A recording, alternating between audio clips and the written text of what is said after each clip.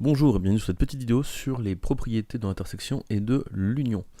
Donc ici nous allons checker l'ensemble des propriétés relatives aux intersections et aux unions entre deux ensembles. Donc je ne vais pas définir les ensembles, je ne vais pas me prendre la tête à ce niveau-là. Je vais voir un peu comment on peut jouer avec certaines choses, certaines propriétés. Donc on va commencer avec les propriétés de commutativité qui sont très importantes. La commutativité, vous savez ce que ça fait déjà en arithmétique. La commutativité, c'est-à-dire que quand je fais 2 fois 3 ou 3 fois 2, j'ai le même résultat. Et bien ici, on a la commutativité de la réunion. C'est-à-dire, quand j'ai A union B, je peux dire que c'est B union A. Donc ça, c'est déjà une des premières propriétés. Très intéressante. Puis nous avons aussi la commutativité de l'intersection. Pareil, c'est-à-dire que lorsque j'ai A inter B, c'est égal à B inter A. Donc voici les propriétés de commutativité. Elles sont assez simples, elles sont assez cool à utiliser. Ça permet d'être beaucoup plus à l'aise dans un calcul. On va voir ça juste après dans des exemples. Maintenant, l'associativité de la réunion.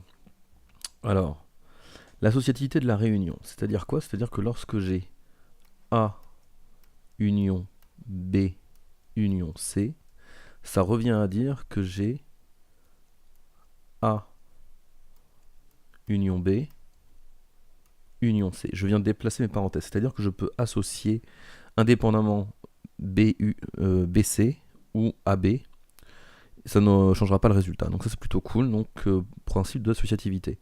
Vous avez la même chose pour l'intersection, c'est-à-dire lorsque j'ai A inter B inter C, c'est égal à A inter B, à cet ensemble-là, le tout inter C. Pareil, si je change, si au lieu de faire B inter C, ici en priorité, je fais A inter B, ça ne changera pas mon résultat. Donc là, nous venons de voir les propriétés d'associativité liées à la réunion et à l'intersection. Voilà, donc ça c'est une chose. Ah oui, alors j'ai mis la réunion. Des fois on appelle ça l'union, voilà, faut pas vous inquiéter, c'est même, j'ai envie de dire, on dit l'intersection ou la réunion, c'est plus exact. Là je me suis aperçu, j'ai mis l'union, voilà, l'union de deux ensembles, la réunion de deux ensembles, c'est beaucoup plus important. Enfin, c'est mieux dit si on le fait comme ça. Maintenant, vous avez les deux autres propriétés qui sont vraiment centrales et qu'on utilise généralement en premier lieu. C'est ce qu'on appelle la distributivité de la réunion par rapport à l'intersection. C'est-à-dire, je m'explique, vous allez avoir, par exemple, la distributivité de la réunion. Donc ça veut dire que j'ai A union B inter C. Et ce qui va se passer, c'est que mon A, je vais le distribuer sur le B et aussi sur le C, en partant du principe, avec cette propriété que l'union, la réunion de deux ensembles, donc la réunion est distributive par rapport à l'intersection. Donc ça c'est plutôt cool.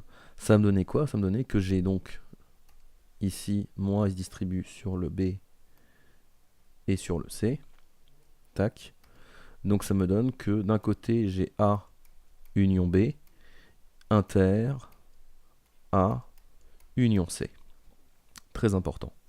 Bien sûr, j'ai aussi cette propriété-là dans l'autre sens, c'est-à-dire que l'intersection est distributive par rapport à la réunion. Donc quand j'ai A inter B union C, les parenthèses sont vraiment importantes, le A je le distribue sur le B sur le C, comme j'ai fait en haut, d'accord, ne l'oubliez pas, ça fonctionne encore, clac, hop, et ça va être pareil, c'est-à-dire qu'ici je vais me retrouver avec A inter B union A inter C.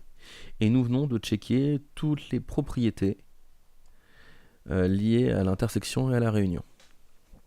D'accord? Donc maintenant on va commencer avec un exemple. Là, on change de couleur, on va passer en bleu, c'est plus sympa. Donc ici je vais commencer à faire, tiens, A union B, ça c'est un cas assez classique qu'on aime bien faire parce que ça Ça permet de tout mixer en une démonstration. Ça, je vais le développer, j'ai envie de le développer. Donc comment je fais? Donc déjà A union B, c'est un ensemble que je vais distribuer sur le C et le D en utilisant le fait que l'intersection est distributive par rapport à la réunion, ce qu'on a écrit en dernière propriété ici. Donc ça c'est égal à quoi? C'est égal à, j'ouvre ma parenthèse, donc ça me fait du A union B, cet ensemble-là, inter C, je ferme, union, A union B, inter D. Première étape, donc ça c'est déjà pas mal. Ensuite, qu'est-ce que je vais faire? L'intersection, je vais faire la même chose que j'ai ici. L'intersection, je vais la balancer dans cette parenthèse, dans A union B et dans A union B ici. Donc le C va rentrer là-dedans et le D va rentrer là-dedans. Donc ça me fait quoi? Ça me fait qu'ici j'ai du... Alors, dans une grande parenthèse, j'ai du A inter C, union B, inter C, schlack. Première chose. Union. Alors attention, union, parenthèse, donc ça me fait du A inter D, union, B inter D, B inter D. Et là, ce qui est cool, c'est qu'en fin de compte, les parenthèses, je vais pouvoir en dégager une partie. Qu'est-ce que ça veut dire? C'est-à-dire qu'ici, je vais pouvoir dire que c'est A inter C, union B inter C, union A inter D, et union B inter D. Et vu que j'ai que des unions, je peux faire de l'associativité et de la commutativité, ne l'oubliez pas. Donc en fin de compte, il faut voir A inter C comme un ensemble, B inter C comme un ensemble, A inter D comme un ensemble et B inter D comme un ensemble. Donc je peux utiliser à chaque fois, si j'ai envie de redispatcher un peu mes termes, de les réarranger comme j'ai envie ou comme on me le demande des fois. Je peux utiliser la commutativité de la réunion, très important, et l'associativité de la réunion. D'accord ? Donc un deuxième petit exemple, donc c'était le premier. Le deuxième, qui sera beaucoup plus tranquille, c'est vraiment juste pour que vous pratiquiez un peu. On va faire, par exemple, du A inter B, union C, inter D. Donc ça c'est quoi? Hop, ça va aller assez vite. Le A, je le rentre là-dedans, donc j'ouvre mes parenthèses, ça me fait du A inter B, union A inter C, le tout inter D. Ok, pourquoi pas. À partir de là, je vais distribuer mon intersection D là-dessus. Donc ça me fait du hop A inter B, cet ensemble-là, inter D, union, d'accord, union, schlack, alors des petites parenthèses c'est mieux, voilà. Et si je le rends, donc ça me fait du A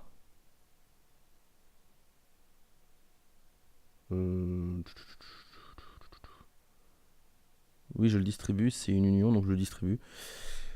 Ouf. Yes. Attendez, excusez-moi, là je viens de perdre le fil, c'est un peu compliqué. Donc j'ai A inter B union A inter C, A inter B union A inter C, d'accord. Maintenant l'inter je le rentre, donc ça me fait 1.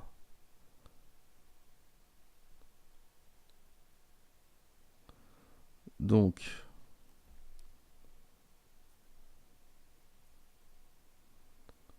voilà. Par contre, j'aurais pu faire des choses un peu plus simples, le rentrer à la chaîne. Donc d'abord, j'ai rentré mon A comme ça.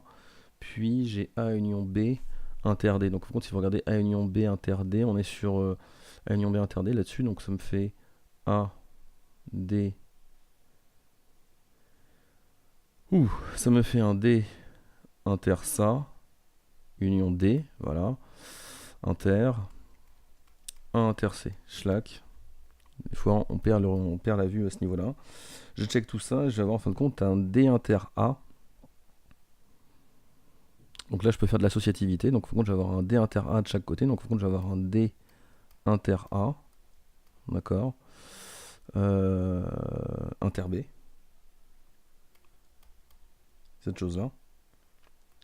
Et de l'autre côté, je vais avoir l'union avec, encore une fois, un D inter A. Je fais de l'associativité. Inter C.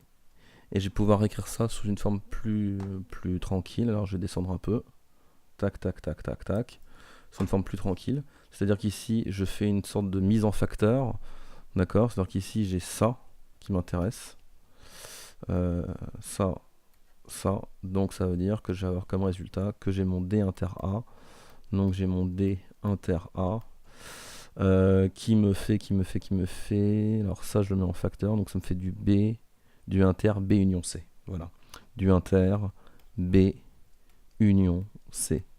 Donc c'est vraiment une mise en facteur. Alors je vous rappelle que là, l'inter ici, c'est ce que j'ai là. Et ensuite le reste, je vais le mettre en rouge. Le B, le union et le C, il se trouve ici. D'accord? Donc voilà comment on a procédé dans l'écriture. Donc vous avez vu vraiment toutes les propriétés liées à l'union, la réunion et l'intersection, ce qui est plutôt une bonne chose. Donc les propriétés de commutativité et d'associativité, vous pouvez penser tout simplement à l'arithmétique de base que vous avez appris quand vous étiez tout petit haut. Ça marche très très bien, avec les plus et les fois. Et la distributivité de la réunion par rapport à l'intersection, ou de l'intersection par rapport à la réunion, c'est un principe distributif, comme ce qu'on avait déjà vu, comme ce que vous avez déjà vu sur la simple distributivité. Voilà, c'est analogue. Merci d'avoir suivi cette petite vidéo.